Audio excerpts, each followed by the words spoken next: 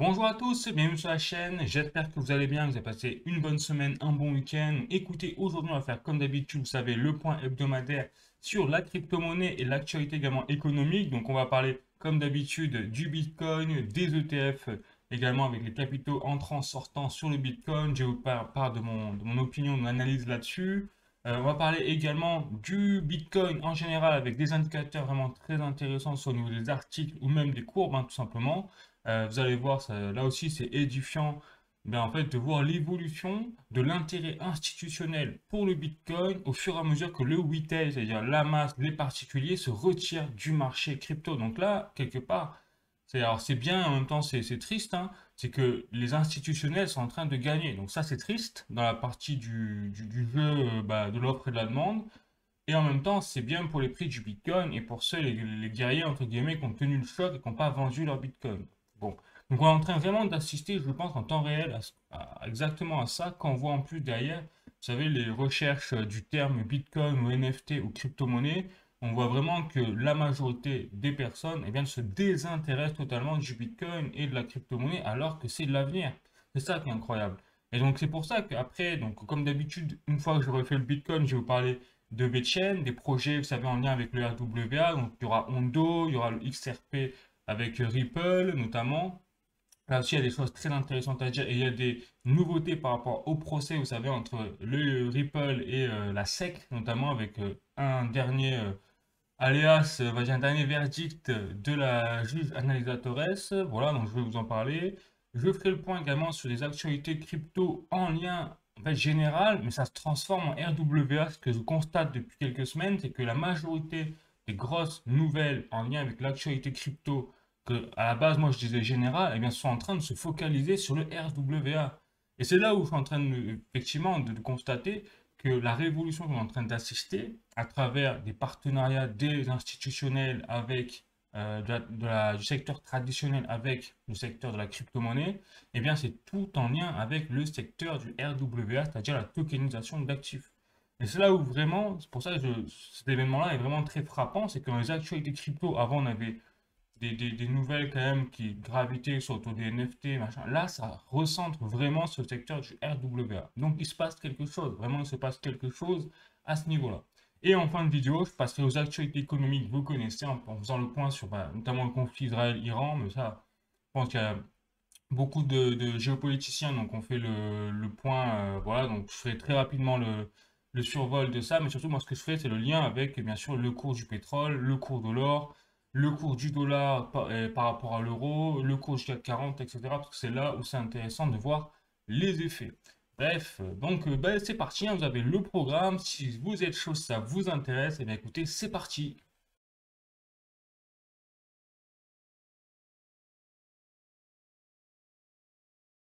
Let's go pour le Bitcoin et notamment les ETF Bitcoin Spot avec le rapport de Parside Investors, hein, vous connaissez, et donc regardez un petit peu cette folie.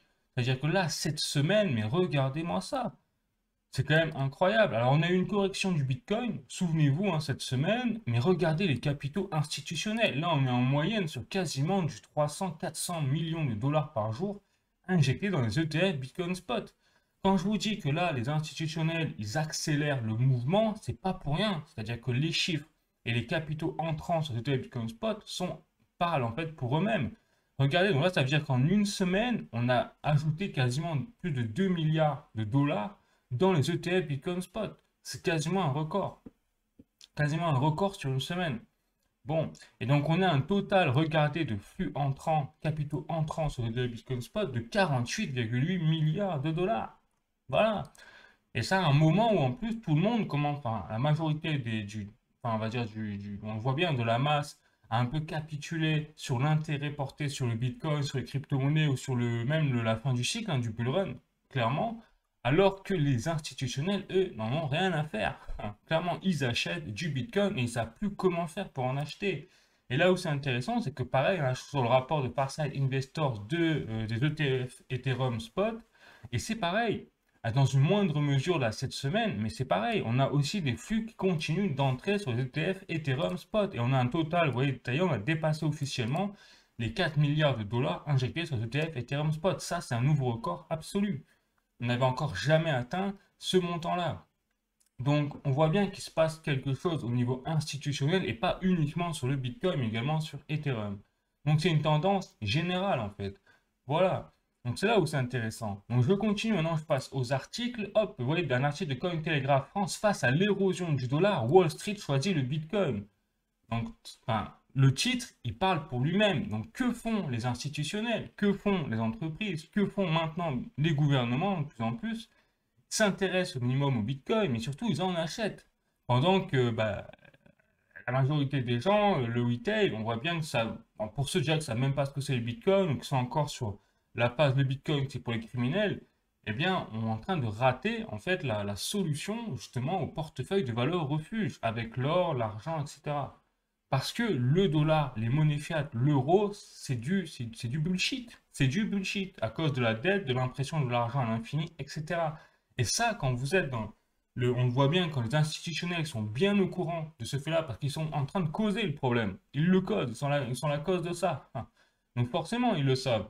Eh bien, ils trouvent un moyen un échappatoire grâce au Bitcoin. Donc Wall Street a injecté plus d'1 milliard de dollars dans les ETF Bitcoin au comptant cette semaine. C'est ce que je vous disais, hein, vous voyez. Les projets de remplacement anticipé de la Fed par Donald Trump ont aggravé les ventes sur le dollar, et donc avec l'inquiétude des institutionnels sur le dollar, qu'est-ce qu'ils font? Ils achètent du Bitcoin. Donc, en preuve de valeur refuge pour le Bitcoin, on ne peut pas faire mieux en fait. Ils n'ont pas acheté du dollar, ils n'ont pas acheté de l'or, ils n'ont pas acheté de l'argent, ils ont acheté du Bitcoin. Incroyable. Voilà, et donc des analystes, bon, après, voilà, ça c'est encore une fois, hein, hop, est-ce que ça va bien se passer dans quelques mois sur le dollar, etc. Bon, on verra. Bref. Je continue, mais ouais, c'est intéressant quand même. Donc là, j'ai un article de Jorin Ducoin. Pareil, je continue toujours dans la phase, vous voyez, des institutionnels, hein, sur le Bitcoin.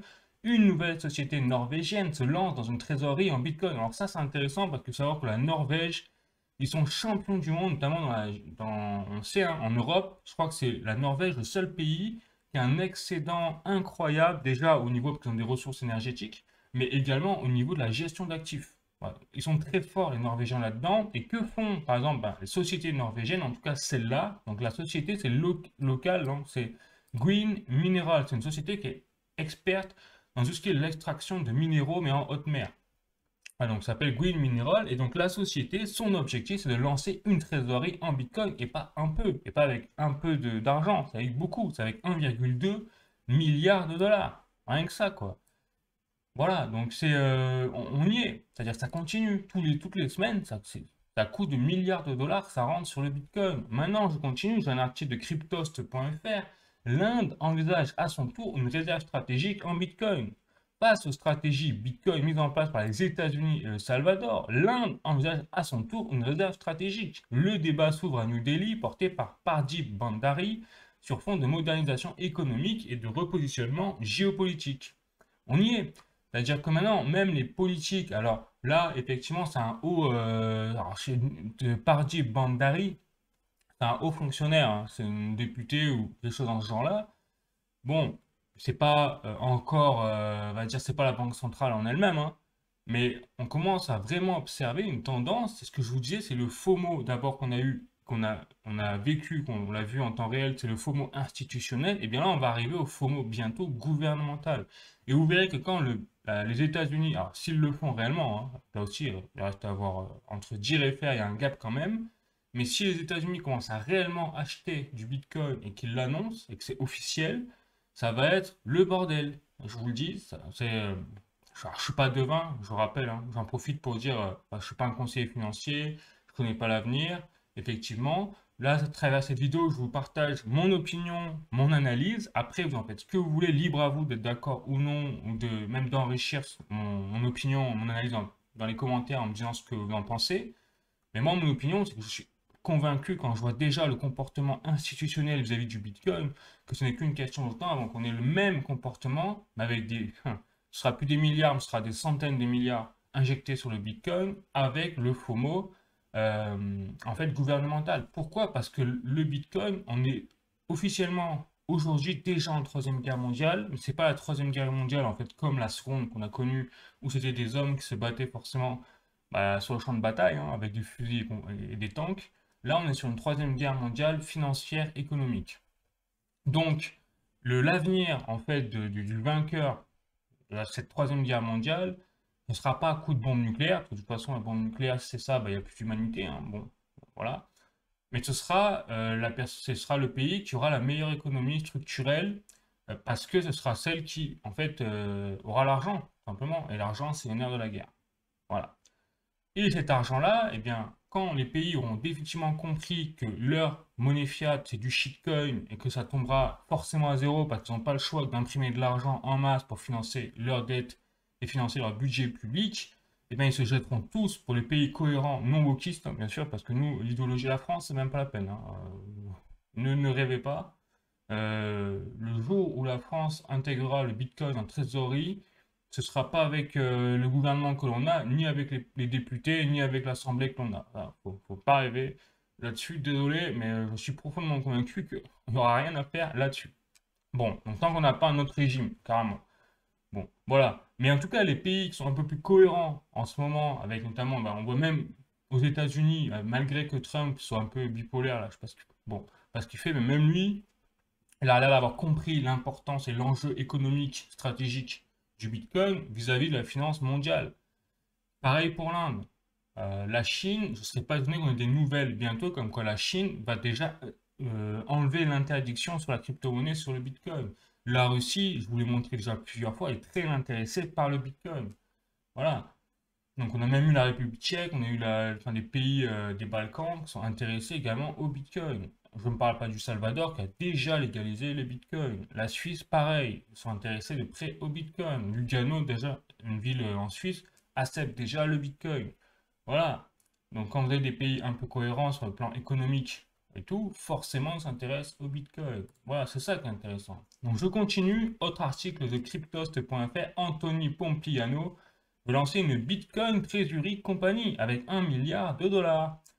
Voilà, et donc il veut créer sa société ProCap Financial, donc en s'associant à Columbus Circle Capital, donc via un SPAC.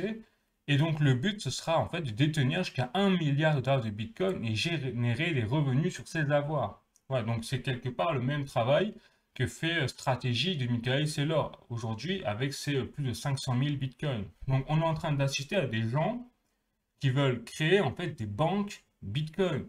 Voilà, on en est là quoi. Et ces gens-là, c'est des milliardaires, c'est des investisseurs, c'est des gens qui sont un peu en avance par rapport à la majorité des gens dans la sphère investissement. C'est pas les picnos du coin quoi. Donc on est en train vraiment d'assister à quelque chose. Et surtout ce qui est intéressant, voilà, là j'ai un tweet de Cointelegraph comme vous pouvez le voir ici. Donc la supply de Bitcoin a atteint un nouvel, en fait, all-time low. Donc c'est un ATL. C'est plus un ATH, c'est un ATL. Et vous voyez, en fait, sur les plateformes exchange. Donc la supply de Bitcoin sur les plateformes exchange a atteint un nouveau record vers le bas. Donc on est en train vraiment d'assister en temps réel à un choc entre l'offre et la demande de Bitcoin. Et vous voyez, regardez, ça ne fait que baisser depuis juillet-août 2024. Vous voyez?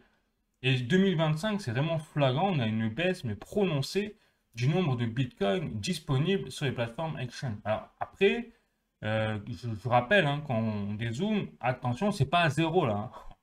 Là, on est encore vers les 2 millions de bitcoins disponibles sur les plateformes exchange. Alors, on n'est pas à zéro. Donc, vous voyez ici, en fait, en un an et demi, on est passé de 2 600 000 bitcoins disponibles sur les plateformes exchange à 2 millions de bitcoins. C'est-à-dire qu'il y a 600 000 bitcoins qui sont barrés des plateformes exchange. Donc, est-ce que c'est les institutionnels, les particuliers qui ont retiré leurs bitcoins des plateformes exchange pour les mettre sur des cold wallets? Donc là, c'est un très bon signal également, même de continuité du bull run. Parce que si on était dans une phase où bah, c'était le bear market, où plus personne ne croyait réellement à la suite des choses pour le Bitcoin, on aurait eu l'inverse. On aurait eu un nombre de Bitcoin disponibles sur les plateformes exchange en augmentation parce que les personnes, en fait, auraient pour objectif de vendre derrière leur Bitcoin dans un objectif court terme. Là, c'est l'inverse, ils retirent pour les sécuriser dans un objectif long terme sur des cold wallets sécurisés, etc.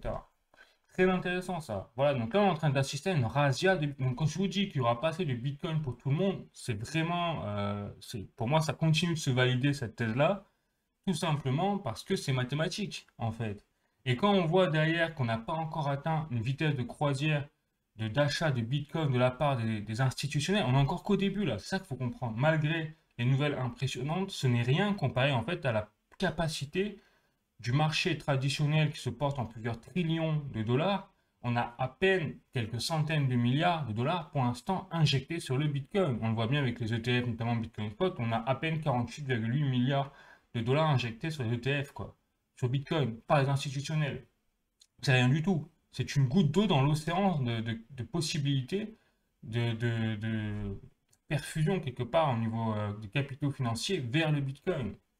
Voilà, donc quand ça va arriver à coût de centaines de milliards par jour, mais je vous laisse même pas imaginer, on aura un Bitcoin qui dépassera facilement les 1 million de dollars, j'en suis convaincu personnellement. Voilà. Donc je continue, et effectivement, pourquoi je vous dis ça? Voilà, je vous parle d'institutions, je vous parle de gouvernement, et bien voilà, regardez là, un tweet de David Sachs, qu'on appelle le roi, quelque part crypto, le directeur crypto, en fait, de la Maison Blanche. Donc, il vient de déclarer que la législation du marché crypto, en tout cas la structure, l'architecture de cette législation sera effective dès la fin de septembre. Voilà. Donc, il a donné un peu son calendrier, de façon très grossière, hein, on va dire. C'est-à-dire que la loi sera introduite avant août. Ensuite, ils vont travailler apparemment sur la première semaine de septembre dessus. Et enfin, ce sera terminé à la fin de septembre. Mais là, vous voyez, il déclare à la fin, c'est ça qui est intéressant, c'est-à-dire que le président, donc Trump, supporte et soutient la clarité sur la structure du marché crypto autant que celle du marché de Genius. Il y a une autre loi qui est en cours également, c'est la loi Genius sur les stablecoins pour encadrer justement les stablecoins. Donc on a vraiment un essor là de la législation même et d'un encadrement du gouvernement américain sur la crypto-monnaie. Donc, quelque part, ça veut dire quoi? Ça veut dire d'ailleurs une légitimité. Et qui dit une légitimité, ça veut dire quelque part une fusion entre le marché traditionnel avec le marché des crypto-monnaies, de la blockchain. Donc, on est en train d'assister en temps réel à un truc de fou, hein, vraiment, et j'ai l'impression que personne ne s'en rend compte. Enfin, c'est ça qui est fou. Vraiment, hein. Ça fait rêver quand même. Ça fait rêver.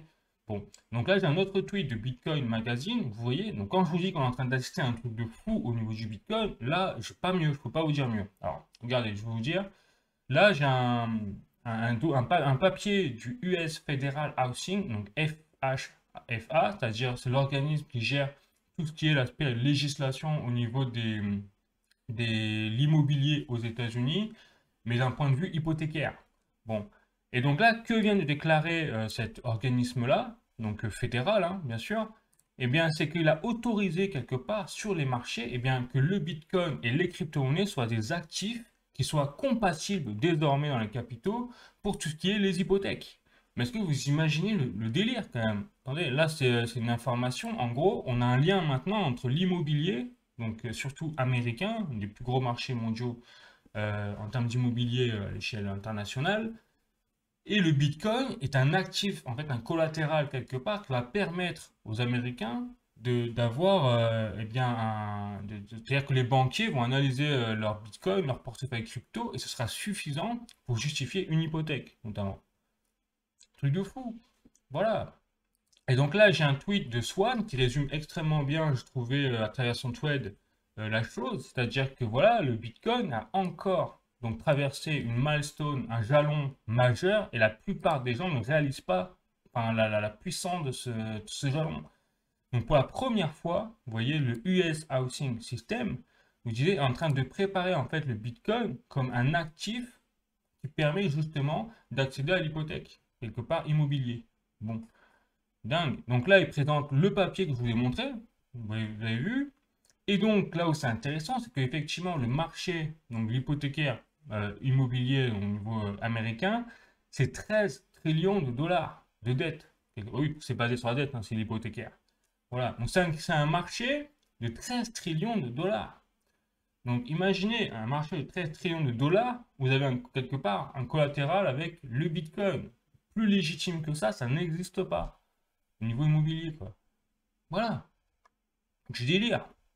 Donc, en fait, concrètement, bah, les gens qui auront une grosse partie de leurs avoirs en Bitcoin ou en crypto-monnaie, ils n'auront pas besoin de vendre ces choses-là pour accéder à un crédit et accéder derrière à l'immobilier. Parce qu'aujourd'hui, c'était ça le problème, notamment aux États-Unis, et c'est le cas en Europe, hein, je vous rassure, nous, on n'en est pas loin. On n'est pas là encore, on est très loin d'accéder à ce genre de nouvelles en Europe. Alors, en tout cas, en France, hein, on l'a compris, nous, on est des dinosaures là-dessus, et quand tout le monde aura compris, aura fait ça, nous, peut-être qu'on le fera, hein. On est une fois vraiment longtemps après tout le monde. Et donc, ce que ça signifie, c'est qu'aux États-Unis, eh ben, effectivement, pour accéder à l'immobilier, bah, les bitcoiners, les millionnaires, milliardaires en bitcoin, étaient obligés de vendre leur bitcoin pour derrière accéder au marché immobilier ou accéder à des crédits liés au marché immobilier. Parce que les banques ne considéraient pas leur valeur en bitcoin ou en crypto-monnaie comme étant des actifs légitimes pour accéder en fait à un patrimoine, etc. Voilà. Ça, c'est fini. Du moins, ça va être terminé. Donc on voit que vraiment, on est dans une démarche incroyable au niveau du Bitcoin, quoi. Bon, donc ce sera tout, hein. Vous voyez les amis aujourd'hui pour le Bitcoin, mais plus bullish que ça, vous savez pas. C'est-à-dire alors, après, pour la suite du bull run, que ça intéresse tout le monde cette année, moi personnellement, je pense qu'il n'est pas fini. Et je pense qu'en fait, même on a quelque chose qui se passe aujourd'hui, on est un peu déçu, on va dire, sur la suite des choses pour le bull run. Je pense qu'on pensait tous que même les altcoins allaient bien plus péter, hein. C'était vraiment le problème des altcoins. Mais je pense qu'avec l'arrivée des institutionnels, quelque part, il y a une élongation, je pense, hein. C'est pas une compression, mais une élongation, quelque part, un peu comme une distorsion de l'espace-temps. Enfin, je ne sais pas trop comment l'expliquer, mais du cycle haussier du Bitcoin. Parce que les capitaux, en fait, ont été injectés en masse par les institutionnels et pas par les particuliers, donc c'est pas déjà le même marché, c'est pas la même temporalité, c'est-à-dire que les particuliers ont besoin d'argent plutôt que les institutionnels, donc forcément ça fait des temporalités plus longues sur les cours du Bitcoin. D'ailleurs, c'est ce qu'on a constaté, c'est-à-dire que le Bitcoin pendant 6 mois il n'a rien fait, il n'a pas bougé, il est resté sur un range très spécifique. Résultat, tout le monde s'est lassé et ça a eu un effet dévastateur sur les altcoins. Parce que quand le Bitcoin monte de 5%, les altcoins, ok, montent de 10%, mais quand il chute de 5%, les altcoins en fait perdent 15%. Donc quand vous avez un range de 6 mois, ça fait haut, bas, haut, bas, haut, bas pour le Bitcoin, bah à la fin, au final, les altcoins, ils ont perdu 30% à la fin, quoi, à la fin du range. Donc je pense qu'on a vraiment assisté à ça. Et donc avec l'élongation du marché, de ce cycle haussier du Bitcoin, on a assisté à une déflagration du marché des altcoins. Mais c'est pas fini. C'est-à-dire que je pense qu'on va avoir de toute façon une bombe nucléaire. Un jour, on va se lever, on va arriver avec un Bitcoin qui va faire 20% dans la nuit. Parce que aujourd'hui, il y a énormément de capitaux, vous le voyez bien, qui sont injectés tous les jours sur le marché du Bitcoin et ce n'est pas fini. Ça, c'est mon opinion personnelle, hein, je répète. Je pense que le 1 million de dollars d'ici 2030 est largement atteignable, en fait. Voilà, donc on aura un bear market aussi, hein, avant. On aura toujours cet aspect de cycle, mais avec une temporalité quand même différente, je pense, à cause de l'arrivée des institutionnels. Voilà. Donc, je pense que si vous visez une temporalité moyen-long terme, mais il n'y a même pas à se poser la question en fait de est-ce que je m'intéresse au Bitcoin, est-ce que je mise dessus ou pas? Parce que quand vous avez des gouvernements et des institutions qui se posent même pas la question, que eux, leur seul problème en fait, c'est même pas est-ce qu'on en va dedans, c'est comment on y va, avec quels moyens, quels fonds, comment on peut générer des fonds, etc. Voilà. Pour acheter du Bitcoin, vous le voyez bien dans les articles. Donc ça devrait nous interpeller en tant que nous, la masse, le retail. Ça devrait nous interpeller. Parce qu'eux, en plus, ils ont accès à des informations que nous, on n'a pas. Et notamment des monnaies fiat, la chute du dollar, la chute de l'euro, les guerres, les machins, tout ce que vous voulez. Bah, tout ça, c'est eux qui contrôlent, hein. Bon. Allez, je continue. Ouais, donc très bullish, toujours aussi bullish. Moi, méga bullish sur le Bitcoin, clairement. Les altcoins aussi, mais dans une moindre mesure dans le sens où ce sera peut-être très spécifique. Donc il y aura vraiment une explosion des altcoins et puis après ça va rebaisser et il faudra vraiment tout basculer sur le Bitcoin, quoi. Je pense qu'il y a quelque chose comme ça qui se prépare. Mais du coup, les altcoins, voilà, je vais vous passer, pareil, le VeChain, on va passer directement au VeChain. Et notamment regarder à la mise à jour, hein, Stargate qui va arriver donc d'ici 2 jours. Voilà, donc plus que 2 jours à tenir avant le projet Renaissance qui commence à poindre le bout de son nez sur VeChain. Voilà, donc VeChain a fait un petit récapitulatif à travers un thread. Hein. Donc, qu'est-ce que c'est Stargate? Donc, c'est une plateforme de staking. En tout cas, c'est la nouvelle où, en échange du staking de vos VeChain, vous serez récompensé en VTHO ou en autre VeChain. Alors, ça, j'ai pas l'information, mais peu importe, vous serez récompensé en crypto-monnaie. Et en fait, vous aurez un collatéral délégué par votre NFT. Donc, vous stakez par exemple vos 10 000 VeChain et derrière, vous aurez un NFT associé à ce niveau-là et donc qui vous permettra de toucher les récompenses de staking. Voilà.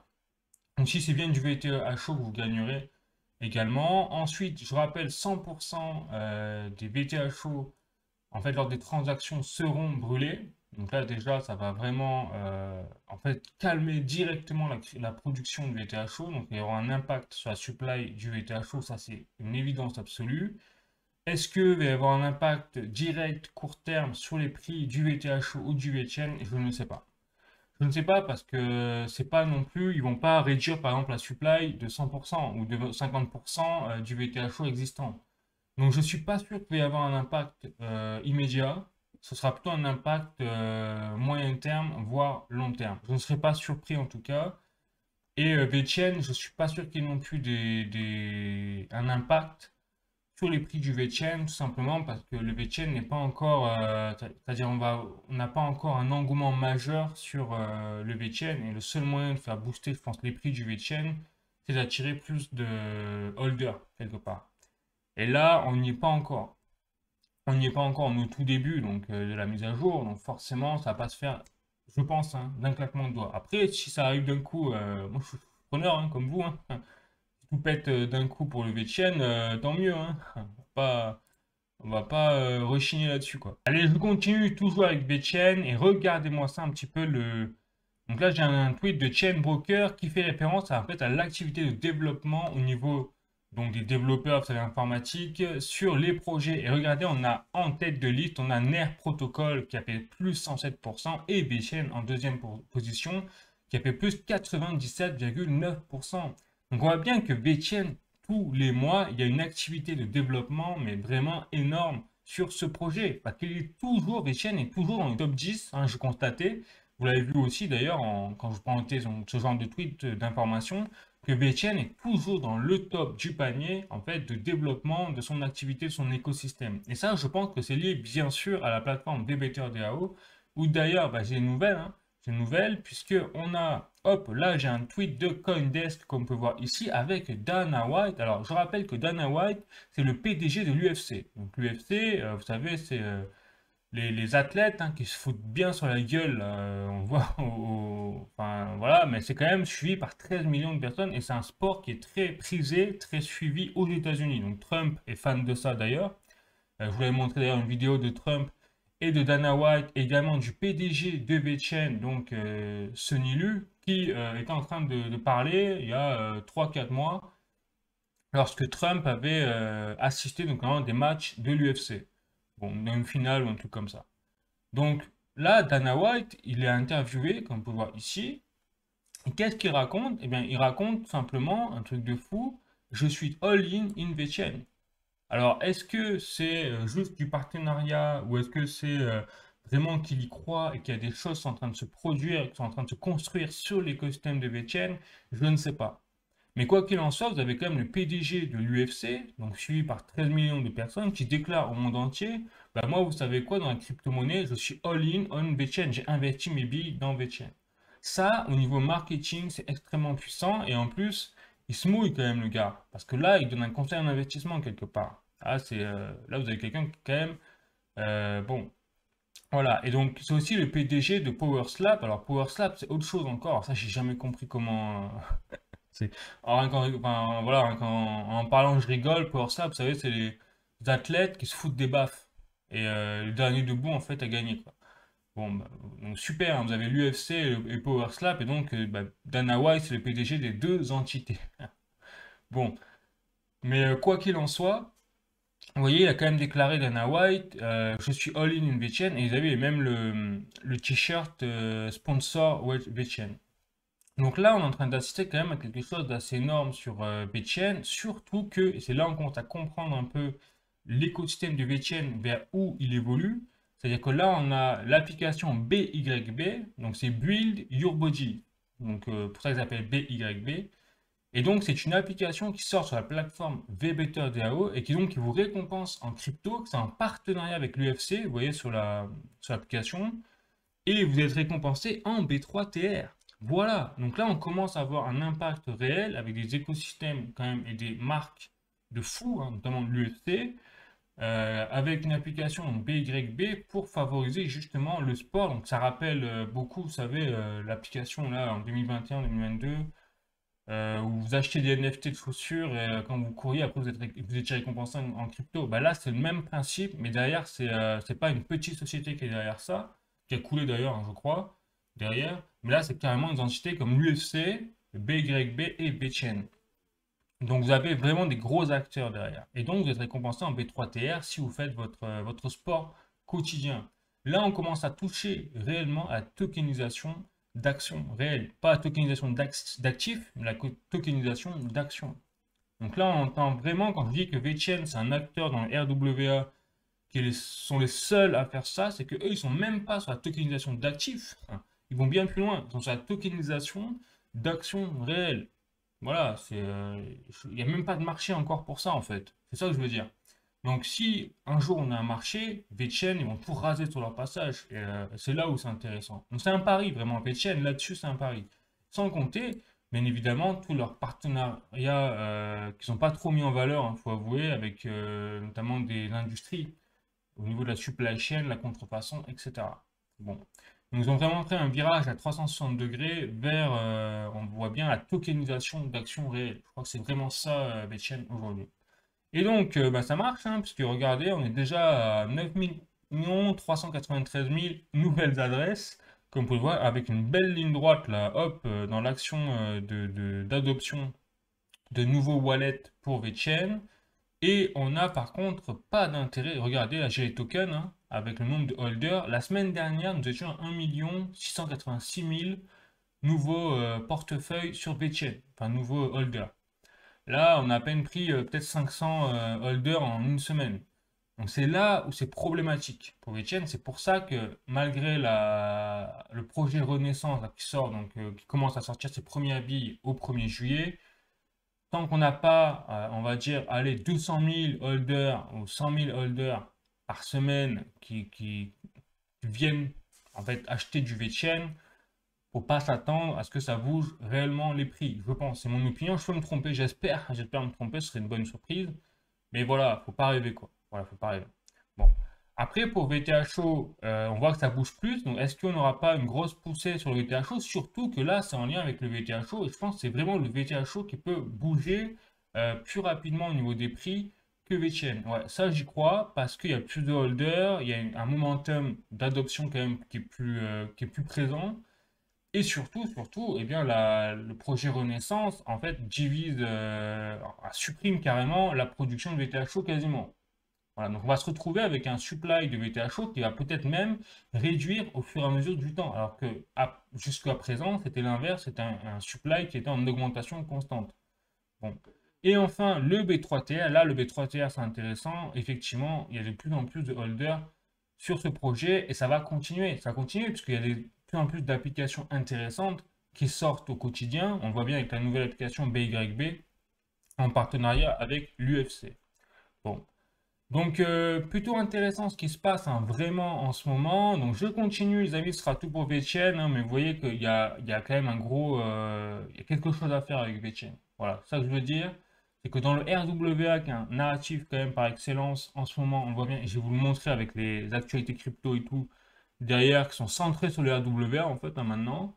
Eh bien, voilà, donc le narratif RWA, lui seul, déjà, c'est quelque chose, mais en plus, au sein du RWA, vous avez plusieurs sous-narratifs avec la tokenisation, donc des actifs, des bons du trésor, on va voir avec Kondo notamment, on va en parler, mais également des ETF, enfin, il y a plein de choses comme ça, et vous avez aussi la tokenisation de l'Internet of Things, des actions réelles, et là, pour l'instant, je ne vois pas d'autres acteurs là-dedans que VeChain. C'est là la puissance de VeChain, mais après, comme on est au tout début de la tokenisation d'actions réelles, et que c'est pas dans les mœurs, c'est pas trop intégré même, on voit bien au niveau mondial, faut attendre qu'il y ait plus de monde, d'adoption de masse, etc. Voilà, c'est mon opinion là-dessus, mais VeChain vraiment extrêmement positif, hein, les signaux en tout cas sur ce projet. Je continue du coup avec Ondo Finance et regardez-moi ça. Bah voilà, Ondo Finance, ça y est, ça poche en fait du top, en fait de la palme d'or hein, quelque part de la finance tokenisée. Voilà, parce que là on a un tweet de Redstone, hein, c'est pour ça que Ondo Finance a repris le tweet de Redstone que vous pouvez voir ici. Où en fait Redstone est en train de déclarer que on a une assiste à une explosion littérale, verticale même, du RWA au niveau mondial, puisque aujourd'hui, vous voyez, c'est Redstone qui le déclare hein, à travers leur tweet, que la tokenisation en fait, du monde réel, quelque part les actifs du monde réel, ont dépassé désormais les 24 milliards de dollars. Nous étions il y a quelques mois à 17 milliards de dollars. Et donc demain, ces actifs-là, qui sont estimés à 24 milliards de dollars aujourd'hui, pourront être estimés à plusieurs trillions de dollars. C'est pas moi qui le déclare, c'est Redstone. Hein. Oui, donc c'est Mozilla Oracle pour la DeFi et les institutions. Donc c'est pas rien quand même. C'est pas rien. Donc on voit bien que là on est en pareil, c'est-à-dire qu'on est au tout début de quelque chose quand même de révolutionnaire. Voilà, c'est comme le Bitcoin, c'est-à-dire je suis convaincu qu'en misant ses billes sur ce genre de projet, ce genre de secteur en tout cas, bon, bah, on a une marge de manœuvre vraiment extrêmement intéressante en termes de poussée de multiplicateur en fait sur ce qu'on a misé quoi. Voilà, je ne peux pas vous dire mieux. Tout simplement parce que le secteur en lui-même est poussé par les institutionnels eux-mêmes hein, qui dominent le monde. Voilà, pas compliqué quoi. C'est pas la petite entreprise du coin qui fait un petit une petite application et derrière l'application, bah, on espère que ça va prendre. Non, là c'est carrément les leaders de la finance mondiale avec BlackRock et compagnie qui créent en fait la révolution du Wall Street en fait 2.0 tout simplement. Bon, et donc là quand je vous dis effectivement les leaders mondiaux, ben voilà, je continue, hein, toujours pareil, toujours pareil. Donc là, Ondo, donc à la conférence, alors je sais pas, c'est un événement entre eux, hein, qu'ils appellent le Permissionless 4, donc c'est la quatrième édition. Et regardez le titre, enfin, quand même, on ne comprend pas ça, quoi. C'est Rebooting the Global Financial System. En gros, on est en train de rebooter le système financier, enfin, financier mondial, quoi. Je peux pas vous dire mieux, reboot, carrément. Il se le cache même pas, hein. Il l'affiche en gros, quoi. Voilà, et qui c'est que vous avez durant ce genre d'événement? Bah regardez, vous avez donc déjà le PDG, le CEO de Nathan Allman de Ondo Finance, ok, normal, ils sont derrière ça. Vous avez aussi Blockworks, Apollo Global Management, donc le hedge fund, Perkins, quoi, de Joe Cutler de Perkins, quoi, et Ripple. Ah, c'est marrant ça. Vous avez Ripple, avec notamment David Schwartz, le CTO, en charge du développement du XRP Ledger, quoi.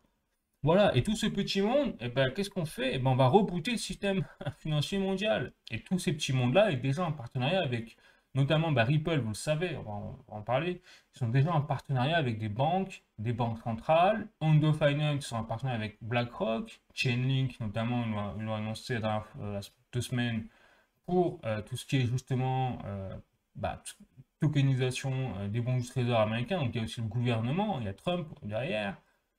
Je vous en passe, c'était meilleur, quoi. Truc de fou. Voilà. Et eux, ils rebootent le système financier mondial, quoi. Donc, plus bullish que ça. Mais vous n'avez pas. Vous n'avez pas plus bullish que ça. Bon.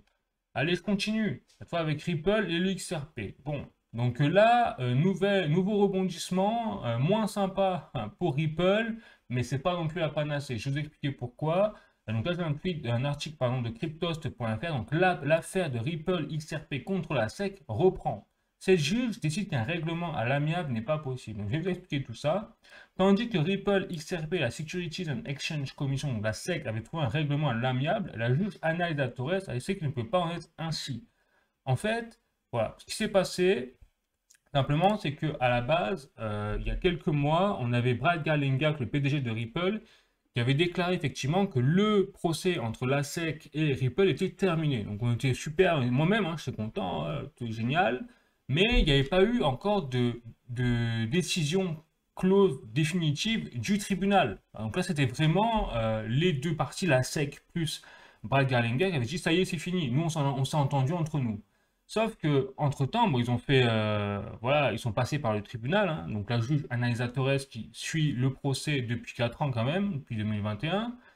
Et finalement, la juge Anaïsa Torres, elle leur a déclaré, mais non, mais hors de question que vous vous faites comme ça à l'amiable entre vous sans passer par en fait le tribunal. Parce que c'est ce qui s'est passé. C'est-à-dire qu'ils ont dit, bah finalement, Ripple, nous, puisque c'est comme ça, on ne paye pas une amende de 125 millions de dollars comme il était déclaré à la base. Alors déjà qu'ils devaient à la base payer 2 milliards, finalement, la juge avait déclaré 125 millions, donc ils ont fait quand même une belle ristourne dans l'amende. Et finalement, quand après Trump est passé et qu'il y a eu un nouveau comité à la SEC, eh bien finalement, ils se sont mis d'accord, ils ont décidé de faire une amende finalement de que 50 millions de dollars. Donc à partir de là, il y avait un accord entre les deux parties. Le problème, c'est que la juge Anaïsa Torres n'a pas eu son mot à dire. Et c'est ça qu'elle reproche en fait aux deux parties. Elle dit, bah, c'est hors de question. Vous payez en fait 125 millions de dollars ou alors on repart en justice. Voilà. Mais vous ne pouvez pas en fait définir vous-même et casser le jugement que moi j'ai fait en tant que juge à la cour, que moi j'avais décidé 125 millions, ben, vous ne pouvez pas le rabaisser à 50 millions. Donc en gros, il dit, si vous passez par la voie légale, c'est 125 millions, ou alors vous refaites appel Ripple. Voilà. C'est ça qui s'est passé en fait. C'est juste une histoire de procédure à la con, hein, faut le dire. Très français pour le coup, hein. Voilà, on n'est pas dépaysé en tant que Français quand on voit ce genre d'événements aux États-Unis. On est champion du monde là-dedans. Mais voilà, donc résultat, ben, leur accord a été dénigré par le tribunal, quelque part américain. Donc, est-ce que c'est fini? Ben non, ben non. Puisque du coup, là, vous voyez, j'ai un tweet de Brad Garlinghouse qui fait référence au tweet de son propre avocat. Alors, je crois que c'est le directeur juridique, pardon. Vous voyez, c'est le Chief Legal Officer à Ripple, donc c'est Stuart Alderoty.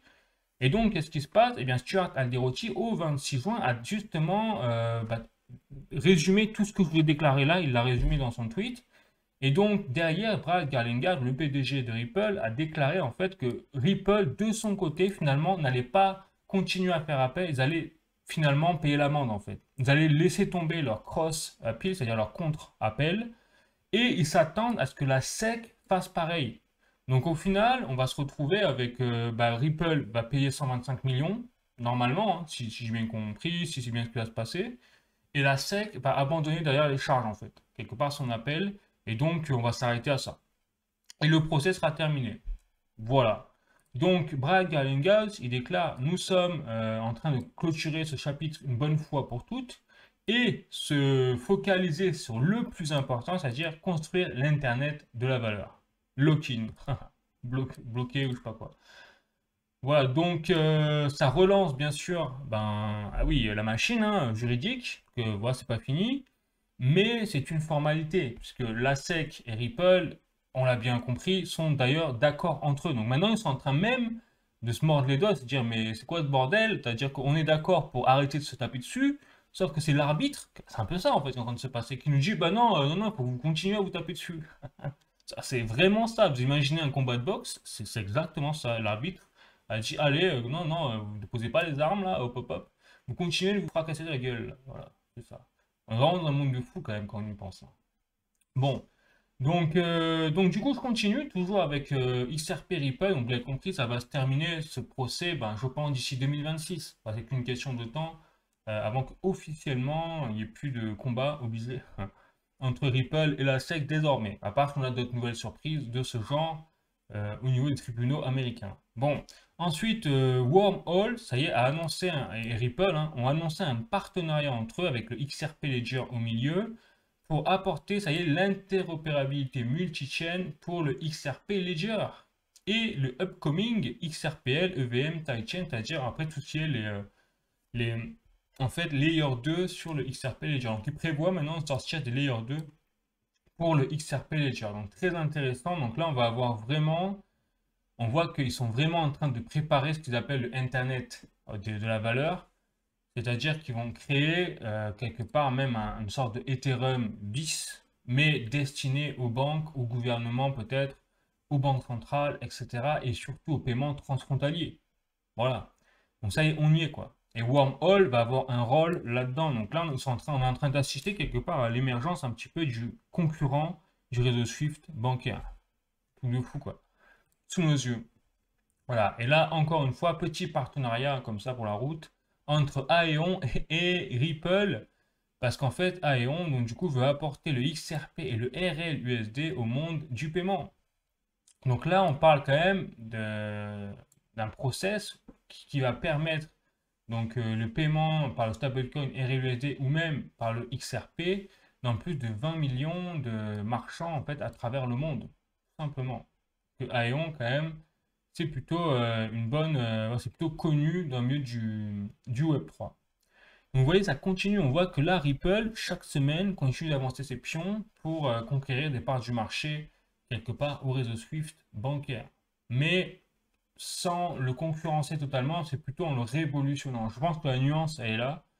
Et je ne serais pas étonné qu'on ait un jour une petite nouvelle comme quoi, en fait, on a le réseau Swift bancaire qui va travailler avec Ripple, tout simplement. Et le jour où on a ça, je pense qu'on aura une explosion nucléaire des prix du XRP.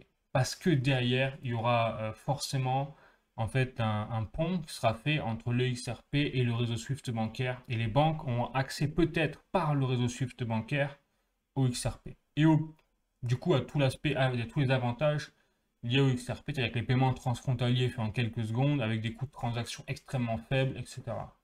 Je pense que ce serait le plus optimal qui puisse arriver pour à la fois le réseau Swift bancaire qui ne se fasse pas non plus atomiser et qu'il disparaisse, hein, parce que s'ils ne se mettent pas à jour, bah, on sait l'histoire, hein, un peu comme la Poste qui s'est fait exploser par les mails et par le numérique, clairement.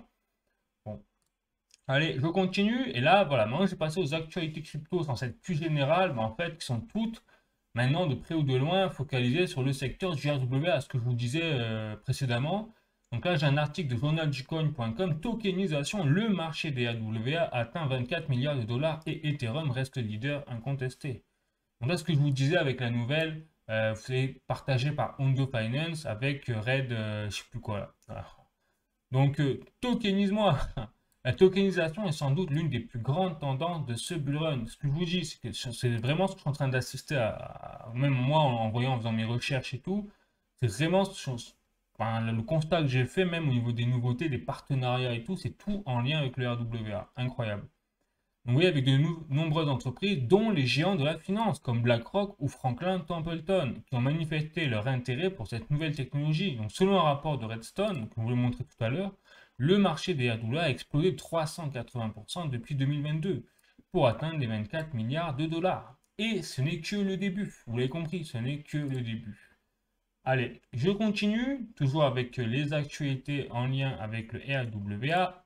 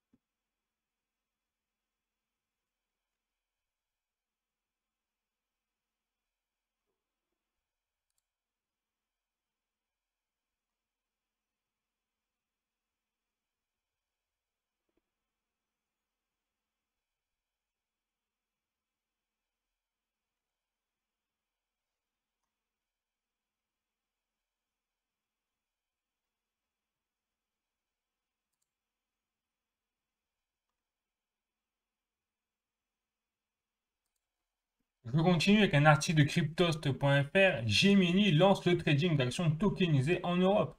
C'est l'avenir de la finance et l'avenir est arrivé. Voilà. Donc Gemini poursuit son expansion en Europe avec une nouvelle offre d'investissement, des actions américaines tokenisées accessibles 24 heures sur 24, directement sur la blockchain. Donc pour inaugurer ce nouveau produit, Gemini propose d'investir sur l'action MSTR de stratégie célèbre pour ses accumulations de Bitcoin. Et d'ailleurs, je ne l'ai pas dit, mais là, aujourd'hui, je suis tombé sur un tweet également de Saylor qui prévoit également, vous savez, avec graphique de points orange, eh bien, un nouvel achat. Donc demain, vous verrez, ou même, oui, donc demain, je pense, on aura la nouvelle comme quoi Saylor aura de nouveau acheté du Bitcoin, à coût de millions ou des milliards de dollars. Donc c'est vraiment une folie ce qui est en train de se passer en fait. Donc là, j'ai un autre article pardon, de Coin Tribune. Une société cotée au Nasdaq lance la tokenisation de ses actions sur Solana. Donc longtemps réservé à Bitcoin, le rôle d'actif de trésorerie stratégique s'élargit désormais à d'autres cryptos.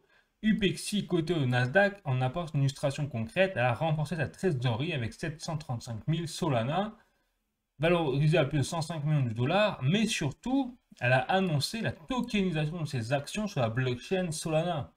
Quand je vous dis qu'aujourd'hui, on est vraiment dans le secteur du RW avec la tokenisation des actifs dans tous les sens, on le voit quand même concrètement. Et c'est le début, pareil, ce n'est que le début. Et là, quand je dis que c'est que le début, c'est un autre article de Coin Academy, SpaceX tokenisé. L'entreprise SpaceX. Donc Elon Musk entre dans la DeFi sans même donner son accord. Truc de fou. République tokenise en fait SpaceX avec le jeton R SpaceX, offrant aux particuliers un accès inédit à l'univers des entreprises privées sans passer par Wall Street. Alors ça, c'est une énormité absolue. Que je vous rappelle que ça, en fait, c'est quelque part, il y a des sociétés qui sont inaccessibles au commun des mortels en termes d'investissement.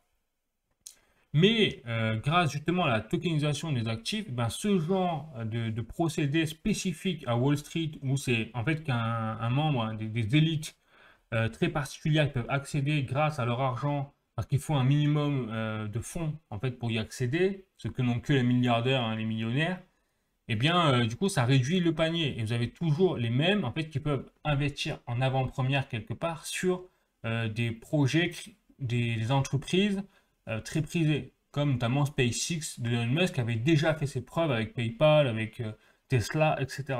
Donc forcément, les milliardaires ont tous voulu investir là-dedans.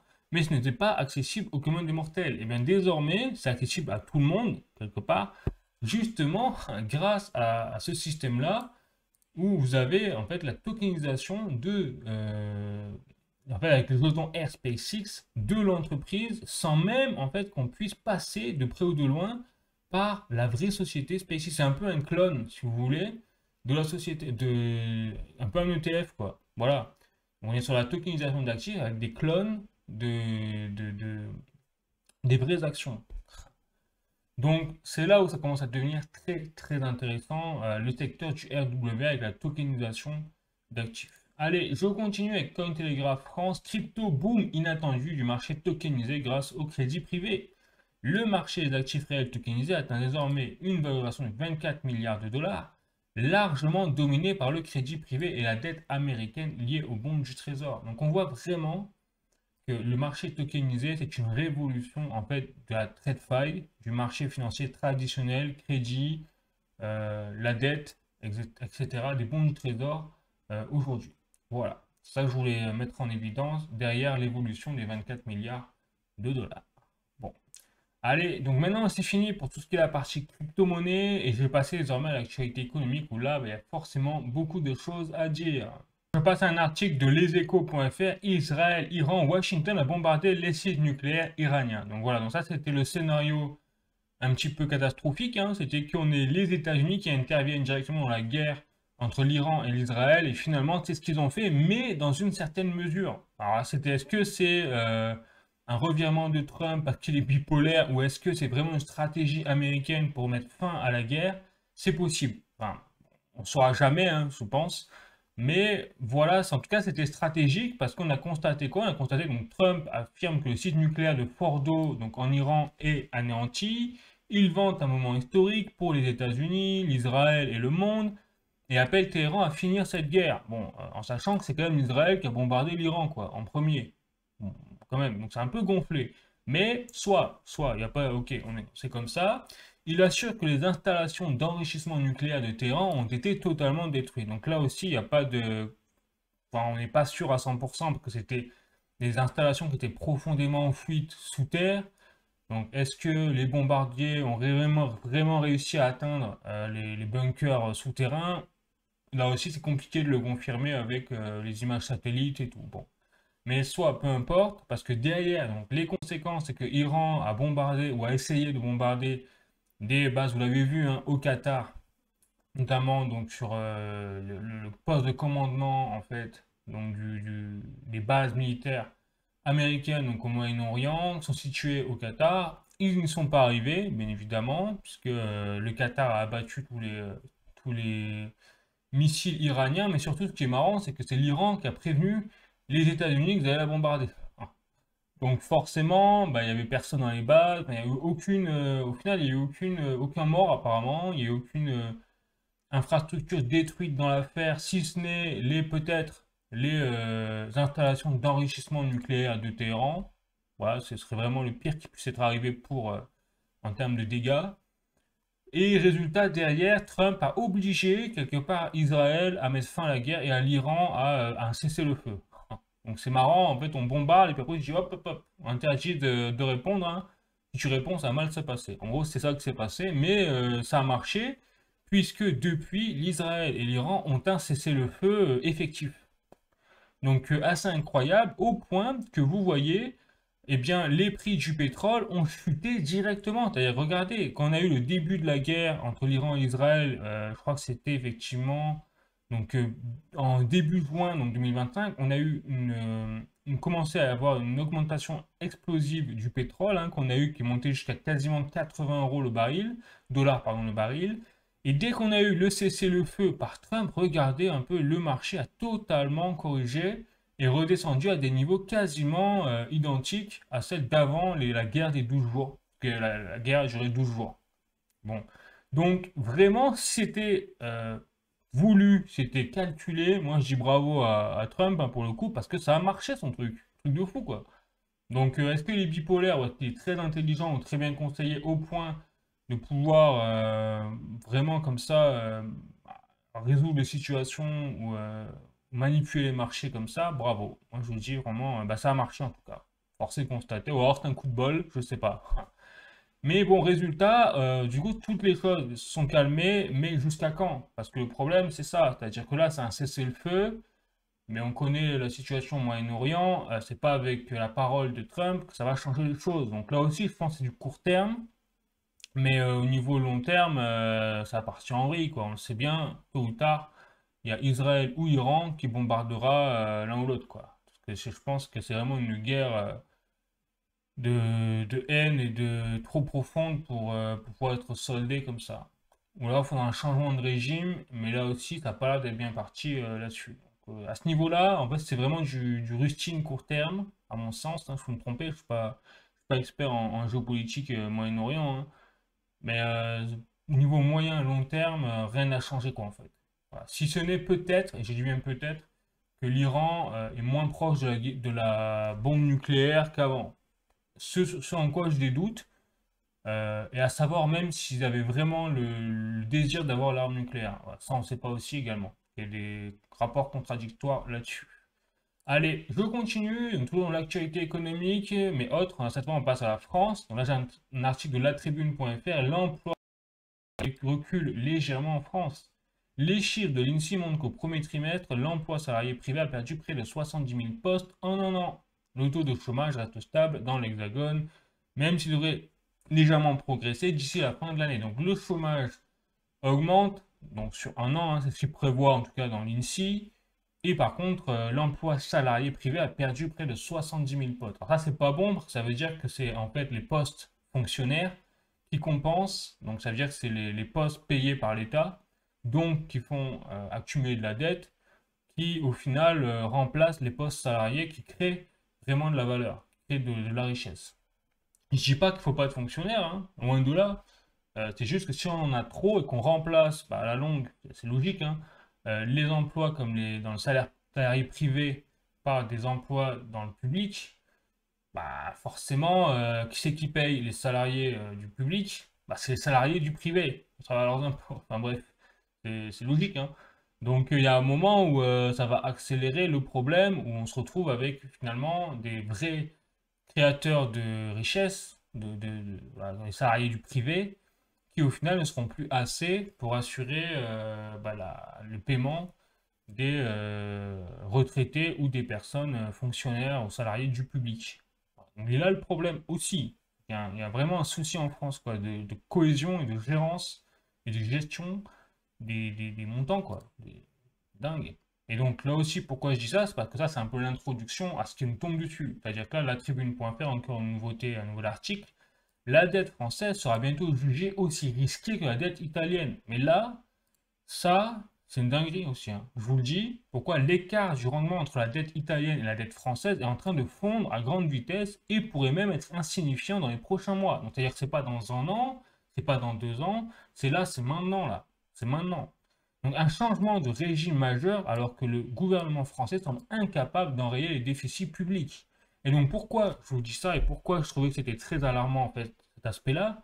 Eh bien, tout simplement, c'est à cause de ça. Parce que là, il faut savoir que toutes les dettes au niveau mondial sont notées par les agences de notation. Donc, vous savez, on a déjà parlé des agences de notation. Donc, il y a Moody's, il y a le S&P et il y a DBRS. Voilà, c'est Moody's et Fitch, hein, clairement. Mais là, ils ont appelé ça Moody's. Et donc, ces agences de notation notent notamment les dettes des pays. Et là, vous voyez que, par exemple, donc on a même les dates à côté, et bien que l'Italie, par exemple, pour l'agence de notation Moody's, et bien on est passé en fait je regarde, de BAA2 au 25 mai 2018 à du BAA3. Donc ça, c'est positif pour l'Italie. Ça veut dire qu'en fait, l'agence de notation parie au niveau de l'Italie pour une augmentation de la croissance et une amélioration en fait de la dette, c'est-à-dire une réduction de la dette en fait par rapport au PIB italien. Voilà, donc c'est une croissance positive, d'ailleurs c'est marqué positif. Pour S&P, on est sur du BBB+, c'est-à-dire un outlook stable, alors qu'il y a par exemple même date, pour S&P, nous étions à BBB simple et pas à BBB+. Donc pareil pour l'agent de notation S&P, on voit que l'Italie a fait un effort sur sa dette en 2025. Et DBRS, c'est pareil. BBBI, alors qu'avant, c'était du AI, quoi. Eux, ils ont fait chuter, pour le coup, la note. Bref. Mais peu importe. Vous voyez, les agences de notation, ça sert à ça. Et donc là, quand on voit maintenant le comparatif, et c'est là où ça devient effrayant quelque part, c'est que quand on fait le comparatif de notes de ces agences de notation par rapport à la France, et qu'on dit qu'en fait, nous, par rapport à l'article de la tribune.fr que je vous remontre, on nous dit qu'en fait la dette française sera bientôt jugée aussi risquée que la dette italienne, ça veut dire que logiquement, la France devrait avoir les mêmes notes que la dette italienne au niveau de notre dette souveraine. Vous voyez? Parce que regardez là, pour l'instant, on n'est pas du tout au même niveau que l'Italie. D'ailleurs, pour l'instant, on est au-dessus de l'Italie. On a même, regardez pour les agences de notation, on a du AAI, c'est-à-dire qu'on n'est même pas sur du A, hein, on est sur du AAI.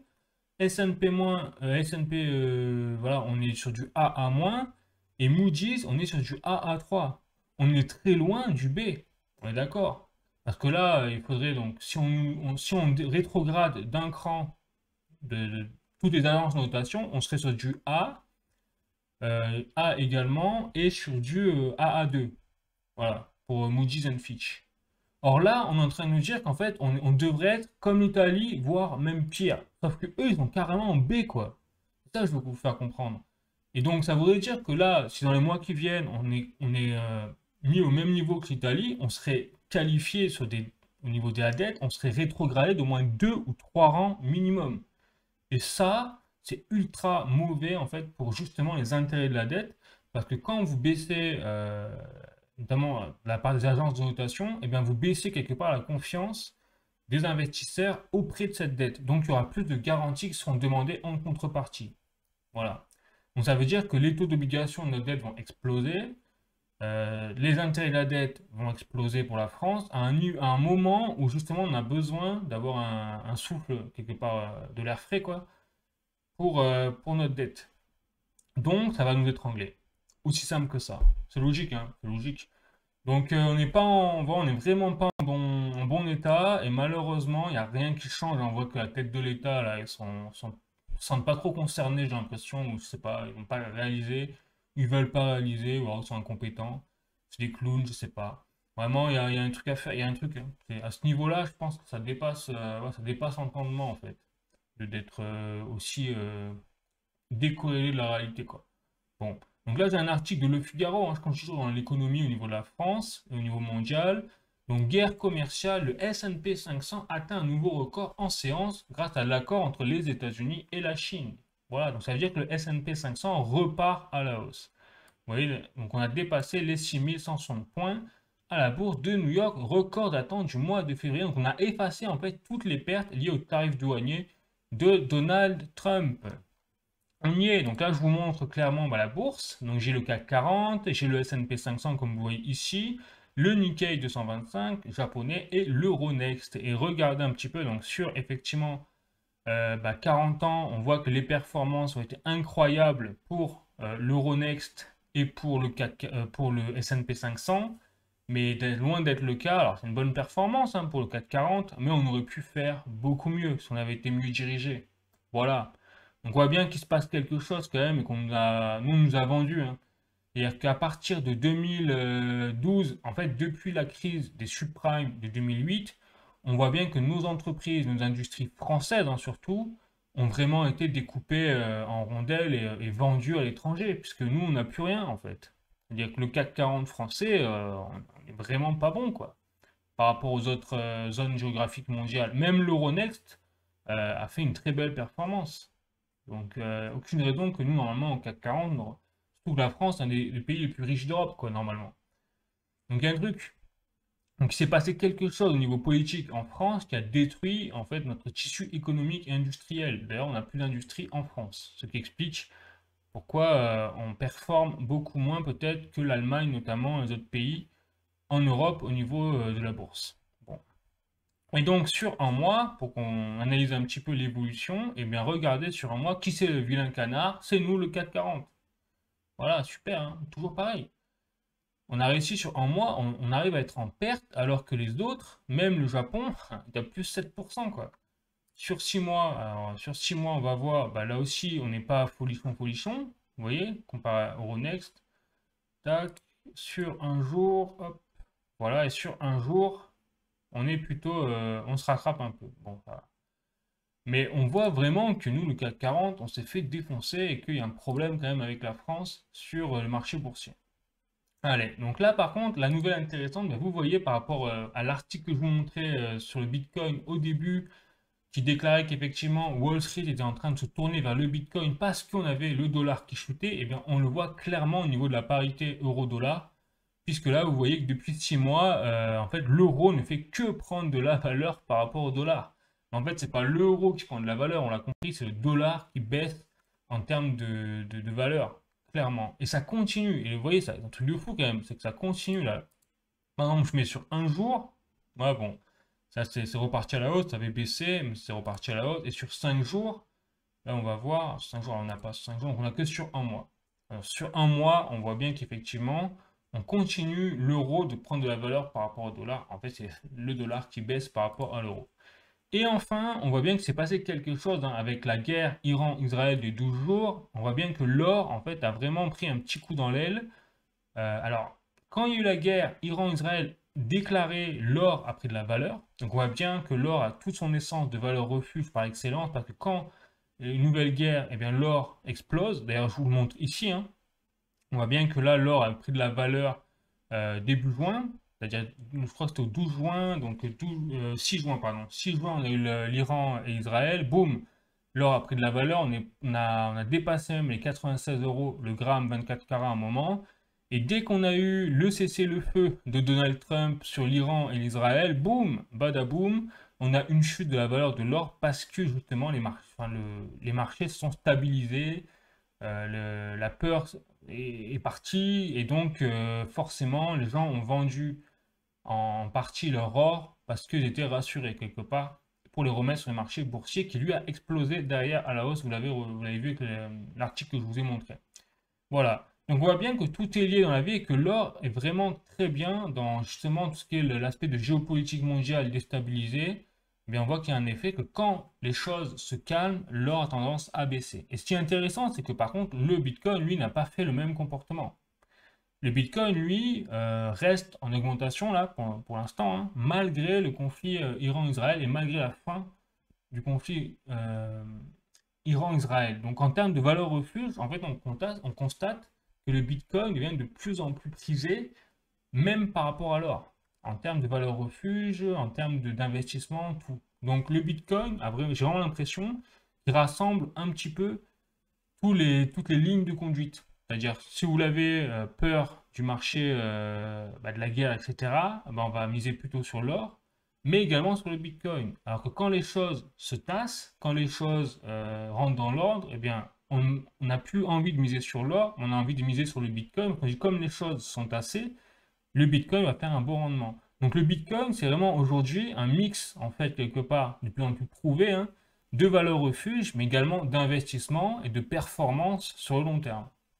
Ah, donc là, on réunit absolument tous les bons avantages des marchés peut-être boursiers et des valeurs refuges au sein du Bitcoin. Le seul désavantage du Bitcoin, c'est qu'il est numérique et qu'il n'est pas physique, contrairement à l'or. Voilà, donc c'est bien aussi d'avoir de l'or, bien évidemment, parce que l'or, sur ce niveau-là, restera toujours indétrônable, à part si on trouve de l'or en pagaille, je sais pas où, même dans l'espace. Pourquoi pas, on peut tout imaginer. Bon, donc voilà, ce sera tout, hein, les amis, pour aujourd'hui. Donc vous l'avez compris, moi, sur le marché des crypto-monnaies, sur le Bitcoin, je reste ultra confiant, ultra bullish, surtout sur le Bitcoin. Vous l'avez compris, hein, je ne vais pas revenir un peu sur les articles et tout, mais en résumé, on n'a encore rien vu. Les capitaux continuent d'entrer en masse sur le Bitcoin, donc logiquement, mathématiquement, il y a un moment où ça va faire décoller encore plus les prix du Bitcoin. Voilà, pour les altcoins, c'est différent parce que je pense qu'on n'a pas eu encore une rotation dans la liquidité, vu que les liquidités sont en masse sur le Bitcoin, hein, on le voit bien. Mais il y a un moment où il y aura une rotation et on aura toutes les liquidités qui passeront sur Ethereum et qui feront donc du coup exploser les prix des altcoins derrière. Parce que j'ai l'impression que le changement désormais, c'est que le nouveau roi des altcoins, c'est plus le Bitcoin, en fait, c'est Ethereum. Et on l'a vu, hein, quand Ethereum est reparti à la hausse, tous les altcoins derrière ont refait une belle performance, comme on l'avait connu quand le Bitcoin explosait à la hausse en 2020-2021. Voilà. Donc, je pense que ouais, le marché est vraiment en train d'évoluer et de mûrir, en fait, différemment quand même au fur et à mesure des cycles depuis l'arrivée des institutionnels. Bon, sur ce, écoutez, j'espère que vous avez aimé la vidéo, vous avez appris des choses. Je vous invite à laisser un like, à vous abonner également à la chaîne, ça fait toujours plaisir. Ça soutient simplement mon travail. Et puis sinon, je vous dis à la prochaine, semaine prochaine. Je vous fais la bise. Ciao, portez-vous bien.